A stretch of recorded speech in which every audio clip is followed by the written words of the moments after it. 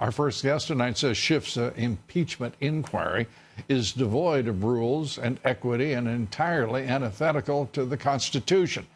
Joining us tonight is Congressman Matt Gaetz, a member of the House Judiciary and Armed Services Committees. First, Congressman, your reaction to the Senate Majority Leader taking credit for this resolution that, as best I can read, offers absolutely nothing in the way of equity or participation to the Republicans.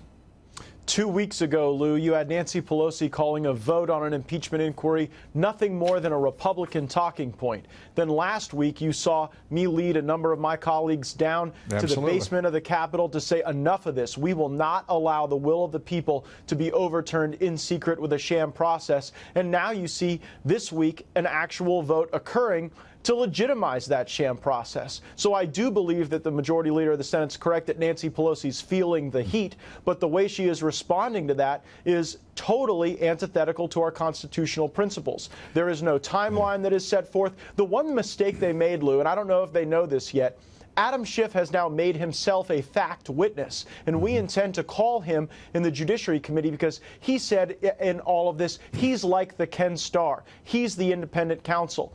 Well, if that's true, and he's able to do this secretive investigation, then we have not only a right, but an obligation to call Adam Schiff as a witness, and Doug Collins has said that that is precisely what we're going to do in the House Judiciary Committee. Then we'll really see him squirm. Well, I want to, first of all, as you noted, when you all stormed the skiff, I compliment you, and I think folks all over the country congratulate you, because the first time Republicans actually did something in support of their views, their values, and this president, physical and straightforward.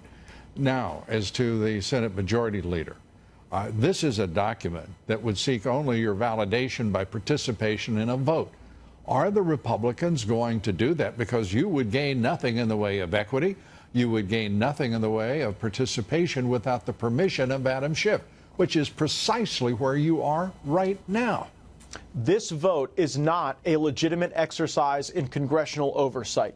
We're all for oversight and transparency. We think that ought to be the case if you've got a Republican or a Democrat president. But what you see now is the conclusion before the development of facts. That's what's so troubling about Adam Schiff and Nancy Pelosi. They said Donald Trump was a Russian asset during the Russia hoax. They said they had more than circumstantial evidence that he'd engaged in a criminal conspiracy with Russia. And now on the Ukraine, they're saying this is impeachable conduct before the first witness has spoken the first word out in public. And so I think that when you have Democrats putting the cart before the horse, it is obviously transparent to the American people that this is a sham process, and not a single Republican should vote for this resolution. If any Republicans vote for this in the coming days, then they have abandoned this president, and they have done a terrible thing, not only to the presidency, but to the Congress, because they've allowed us to cloak this totally illegitimate investigation in some sort of notion of legitimacy. Wouldn't a vote of either direction on the part of the Republicans be a validation of the process that the Democrats have embarked upon?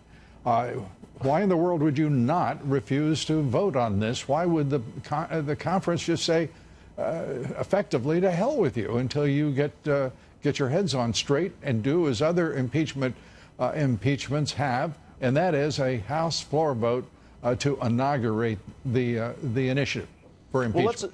Well, let's remember, Lou, these Democrats wanted to impeach the president before the ink was even dry on his election certificate. So it's not like this is some newfound desire that they have. But I am going to go and vote no, because I want my constituents and all Americans to know that I stand against this presidential harassment. This is harmful to our country. Yeah. When we're trying to renegotiate trade deals, when we're trying to end wars, when we're trying to bring capital here to fund the dreams and ambitions of American workers, instead of working on the things that they promised, these Democrats are so obsessed with President Trump that they're trying to delegitimize him because they can't win a debate or an election against him.